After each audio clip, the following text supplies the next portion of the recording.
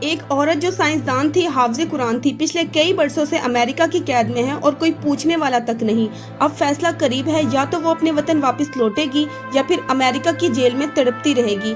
پاکستانی وزیر اسحاق ڈار صاحب نے حالیہ میں کہا کہ امریکہ نے ڈاکٹر عافیہ صدیقی کو پکڑ کر بالکل ٹھیک کیا، لیکن سوال یہ ہے، ایک بے قصور خاتون جو برسوں سے امریکہ جیل میں بند تھی، جس پر پاکستان میں کئی بار آواز اٹھائی گئی، اب اسحاق ڈار صاحب نے امریکہ کے فیصلے کو درست کیوں قرار دے دیا؟ اگر حکومت خود ایسے بیانات دے گی تو پھر ڈاکٹر عافیہ کا مقدمہ کون لڑے گا؟ ڈاکٹر عافیہ کا پورے کیس میں کیا قصور تھا؟ یہ کہ وہ صرف ایک محب وطن تھی، اور اگر پاکستان میں ہوتی تو پاکستانی ایٹمی طاقت کو ڈبل سے ٹرپل کر دیتی۔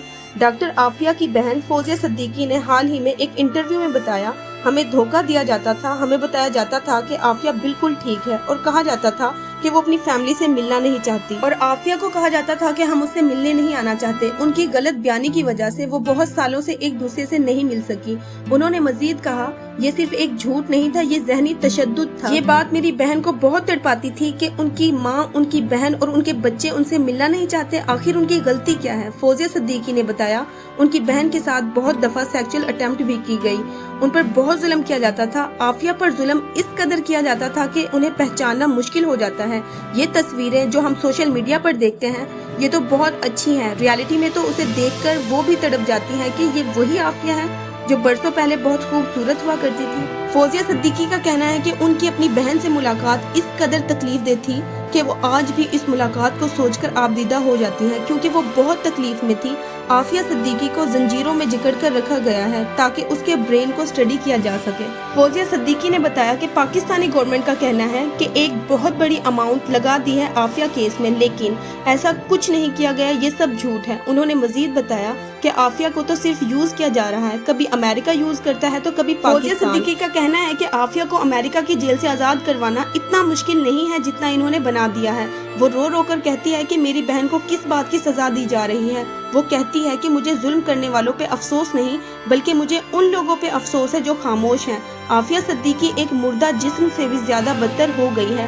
وہ صرف انصاف کی اپیل کرتی تھی اور گزارش کرتی تھی پاکستانی گورنمنٹ سے کہ پلیز مجھے یہاں سے باہر نکالو، مجھے آزاد کرواؤ، لیکن آج ان کی چیخو پکار ایک خاموشی اختیار کر گئی ہے۔ میاں شہباز شریف اور نواز شریف نے فوزیہ صدیقی کو تسلی دیتے ہوئے کہا، یہ ہماری قوم کی بیٹی ہے، ہم اسے واپس لا کر رہیں گے، اور اگر ہم اسے واپس لانے میں کامیاب ہوتے ہیں تو ہمارے لیے یہ بڑے ہی اعزاز کی بات ہوگی۔ وفاقی حکومت کا امریکی عدالت میں عافیہ صدیقی کیس میں فریق بننے سے انکار کرنے پر جسٹس سردار اعجاز نے وجوہات طلب کر لی کہ آپ نے یہ فیصلہ کس وجہ سے کیا۔ ایڈیشنل اٹارنی جنرل نے کہا، یہ فیصلہ حکومت کی طرف سے کیا گیا ہے۔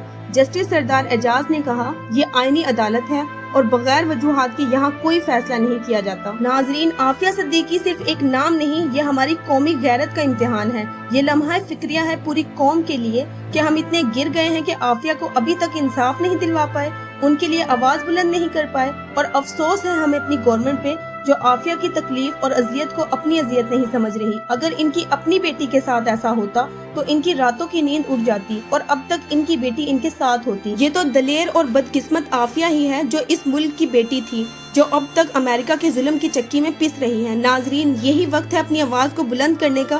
مجھے پتا ہے آپ نہ خود آواز اٹھاؤ گے اور نہ ہی اس ویڈیو کو آگے شیئر کرو گے، کیونکہ نہ تو آپ کے پاس سچ سننے کا حوصلہ ہے اور نہ ہی سچ بولنے کا۔ میری آپ سب سے ریکویسٹ ہے کہ پلیز اس ویڈیو کو شیئر کرو اور بتاؤ ان حکمرانوں کو کہ ہم اپنی قوم کی بیٹی کو تنہا نہیں چھوڑیں گے۔ اور ہاں، اگر آپ سچ کے ساتھ کھڑے ہیں تو اس چینل کو سبسکرائب کریں تاکہ سچ کی آواز نہ دب سکے، کیونکہ جو خاموش رہتا ہے وہ بھی ظلم کا ساتھ دیتا ہے۔ اگر ویڈیو اچھی لگی ہو تو لائک کریں۔ ملتے ہیں اگلی ویڈیو میں، تب تک کے لیے اللہ حافظ۔